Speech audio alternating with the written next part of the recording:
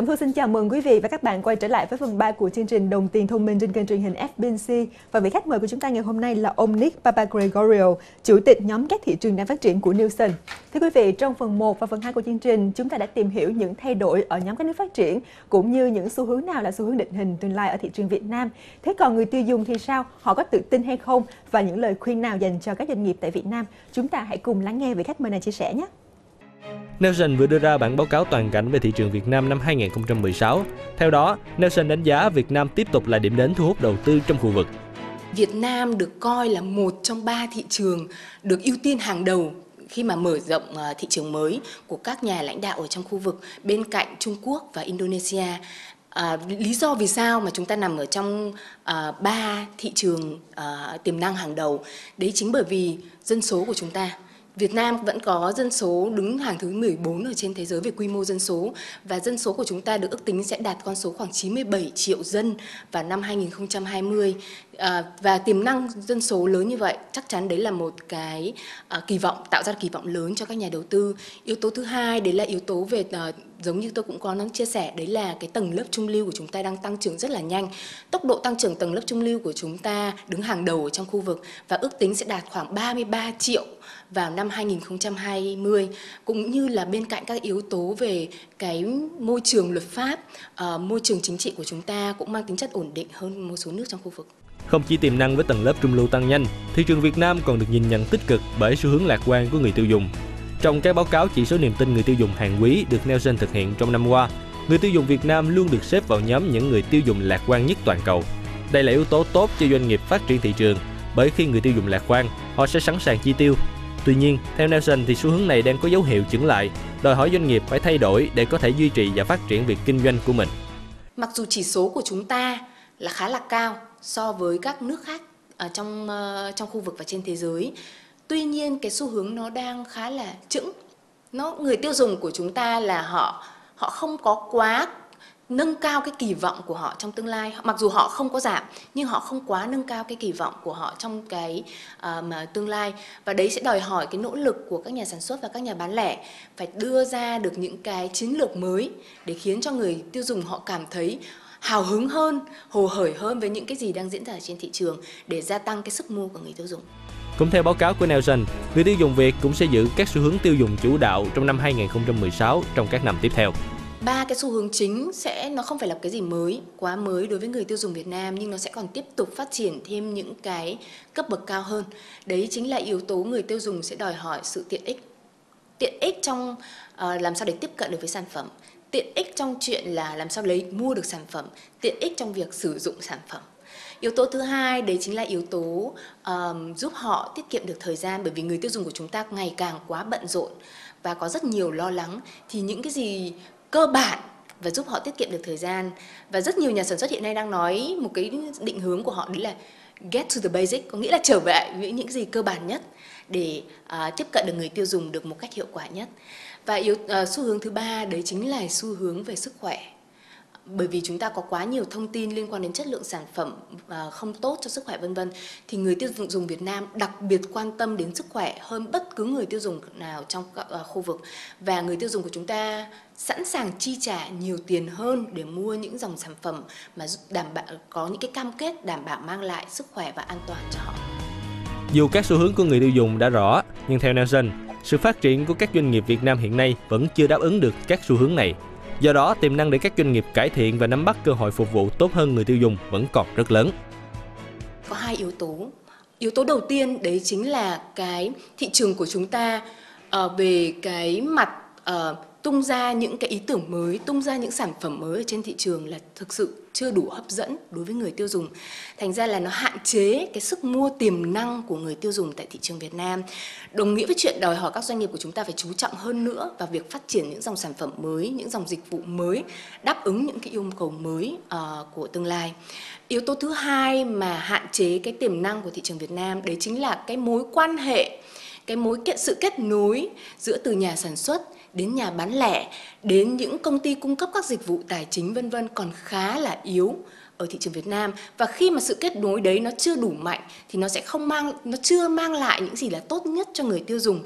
Và khi mà họ cảm thấy tôi chưa được hưởng những cái dòng sản phẩm, hay tôi chưa được hưởng những cái dịch vụ tốt nhất, thuận tiện nhất cho tôi, thì chắc chắn họ vẫn sẽ còn khá là ngần ngại trong việc là chi tiêu của mình. Nếu chúng ta tháo gỡ được hai cái yếu tố đó thì chắc chắn thị trường của chúng ta sẽ còn phát triển hơn nữa. So now let's explore further the trends of Vietnamese consumers. According to Nielsen Consumer Confidence Index report, Vietnamese often belong to top 10 most optimistic populations globally. Can you please let me know, is that the same trend in other countries in the region? We run a quarterly consumer confidence survey in over 60 countries, and we have that for a few years now. So we're able to observe distinct trends. On one hand, we have emerging Southeast Asia countries, Vietnam, Indonesia, Thailand, and Philippines amongst them, where we see the consumers giving a score of over 100, which denotes optimism, as opposed to more developed markets in the region, Australia, New Zealand, Korea, for example, where the consumers are much less optimistic, with scores in the 80 range. That's very interesting. Do you think why makes the difference? I think it's the improvement in the lives of consumers that makes a big difference. So we see a growing middle class. It's reflected, of course, in the growing GDP. So as consumers' lives improve and they see that there's more opportunities for them in the future, it is reflected in our surveys. I see. And talking about Vietnam, you think what factor that makes Vietnam keep being in the top of the most optimistic country? I think Vietnam has come a long way in the last 20 years. The environment from the external side is very conducive to investment and development. And actually, if we look at in 2013, the index showed Vietnam at about 98. And then in the last 2 years, it is consistently 107 and 108. So it has actually improved in the last 3 years. I see. Can you let me know the Nielsen strategy for the Southeast Asian countries and Vietnam in particular? Globally, we focus on 4 different practices, and we aim to support our clients in these practice areas. One is sales effectiveness, focusing mostly on the retail trade.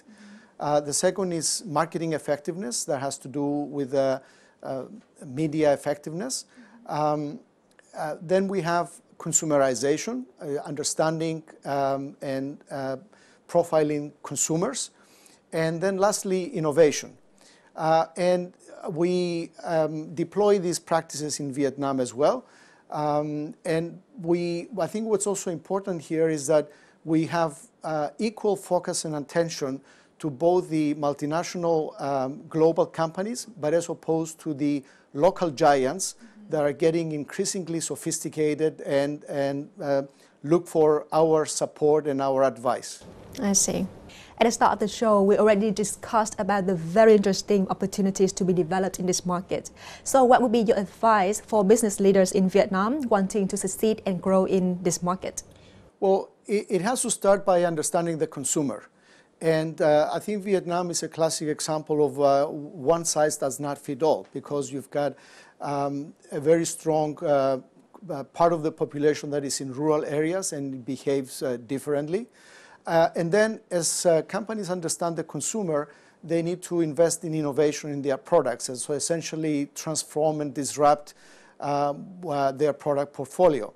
And if I can share again this thought from my market visit to the Mekong Delta yesterday, I think we'll see consumers shifting from unbranded and bulk products to consumer packaged goods.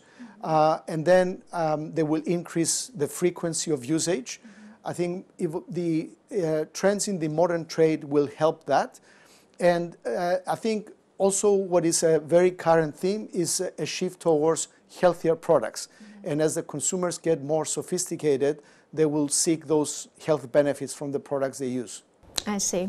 Thank you very much for the advice, and I'm sure that's going to be very helpful for all business leaders in Vietnam. Is there anything else that you would like to add?